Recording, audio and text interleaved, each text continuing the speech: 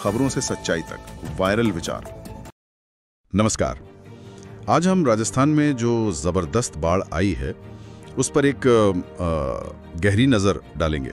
राजस्थान में असल में हालात कितने गंभीर हो गए हैं, इस भारी बारिश, इस बाढ़ का असर कहां कहां पड़ रहा है, किस पर पड़ रहा है, कैसे पड़ रहा है, और हाँ, सबसे जरूरी, लोगों को बचाने के लिए क्या कोशिशें चल रही हैं। जमीन धंस गई और एक बहुत बड़ा, मतलब करीब 2 किलोमीटर लंबा गड्ढा बन गया। पिछले 3 दिनों से राजस्थान के कई जिलों में बारिश थमी नहीं रही है। रिपोर्ट में जिक्र है सवाई माधोपुर का, बूंदी, कोटा, झालावाड़ और टोंक का। इन इलाकों में तो पानी सचमुच कहर बनकर टूटा है। अच्छा, सवाई माधोपुर वाली बात पर लौटते हैं। सुरवाल बांध का ओवरफ्लो होना ये अपने आप में तो एक चिंता की बात है ही, लेकिन उसके बाद वो जमीन का धंस जाना, और वो भी 2 किलोमीटर के दायरे में, ये कैसे हुआ होगा? ये वाकई एक बहुत ही असाधारण और गंभीर घटना है। देखिए, बांध का ओवरफ्लो होना वो तो भारी बारिश का सीधा नतीजा है। ये दिखाता है कि पानी की आवक जो है वो बांध की क्षमता से कहीं ज्यादा थी। लेकिन जब इसके साथ ये जमीन धंसने वाली घटना, मतलब लैंड सब्सिडेंस, जुड़ जाती है तो मामला और पेचीदा हो जाता है। ये इस बात का इशारा है कि पानी का जो अत्यधिक दबाव था उसने सिर्फ बांध की संरचना पर ही जोर नहीं डाला, बल्कि आसपास की जो जमीन की स्थिरता थी उसको भी बिगाड़ दिया। हो सकता है पानी के रिसाव ने मिट्टी को कमजोर कर दिया हो, या फिर पानी के भार ने ही नीचे की जमीन को धंसा दिया हो।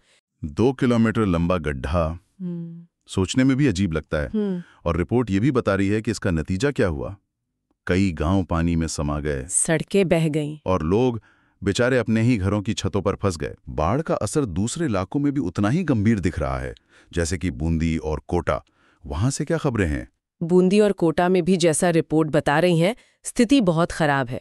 पानी इतना बढ़ गया कि रेलवे के जो रिहायशी क्वार्टर होते हैं वो तक पानी में डूब गए। सोचिए, जो लोग रेलवे में काम करते हैं उनके अपने घर ही सुरक्षित नहीं रहे। लेकिन हाँ, यहीं एक अजीब सी, या कहें कि एक अनोखी स्थिति देखने को मिली। जब इन लोगों के घर पानी में डूब गए तो एक अस्थायी इंतजाम किया गया।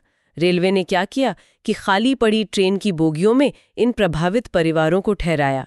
ये एक तरह से दिखाता है कि कैसे मुसीबत के वक्त तुरंत कुछ ना कुछ जुगाड़ या समाधान निकालना पड़ता है। से क्षेत्र होते हैं उनमें बाढ़ प्रबंधन की चुनौतियों को साफ तौर पर उजागर करता है। रेलवे क्वार्टरों का डूबना ये अपने आप में सवाल खड़े करता है। क्या वहां जल निकासी का सिस्टम नाकाफी था? क्या निर्माण करते वक्त बाढ़ के खतरे का सही अंदाजा नहीं लगाया गया था? ये दिखाता है कि हालात कितने बेकाबू हो गए होंगे कि ऐसे उपाय करने पड़े। रिपोर्ट में बताया गया है कि भारी बारिश के चलते विश्व प्रसिद्ध आमेर किला है ना, उसकी एक दीवार का अच्छा खासा हिस्सा ढह गया है, लगभग 200 फीट लंबी दीवार।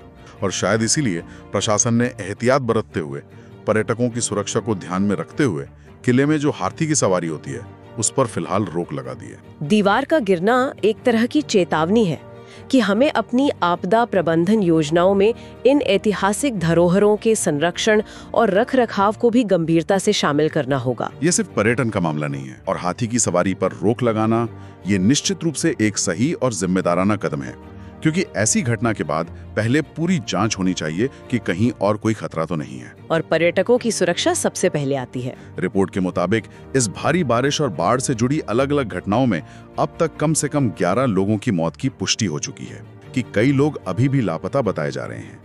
बचाव दल दिन रात उनकी तलाश में जुटे हुए हैं। 11 लोगों की जान जाना एक बहुत बहुत बड़ा नुकसान है, और ये जो लापता लोगों का आंकड़ा है ये स्थिति की गंभीरता और बचाव कार्यों की चुनौतियों को दर्शाता है।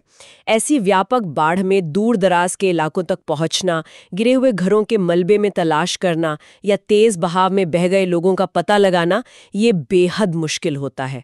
कई बार तो सही संख्या का पता लगने में भी समय लग जाता है। रिपोर्ट बताती है कि राहत और बचाव के कामों में कोई कसर नहीं छोड़ी जा रही है।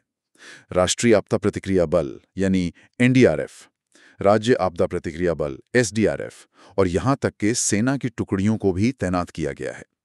जानकारी यह है कि अब तक सैकड़ों लोगों को बाढ़ में फंसी हुई जगहों से निकालकर सुरक्षित स्थानों पर पहुंचाया जा चुका है। नावों और दूसरे जो भी साधन उपलब्ध हैं उनका इस्तेमाल करके लोगों को बचाने का काम लगातार चल रहा है। बचाव कार्यों के साथ साथ प्रशासन ने कुछ एहतियाती, मतलब प्रिवेंटिव कदम भी उठाए हैं, जो स्थिति की गंभीरता को दर्शाते हैं।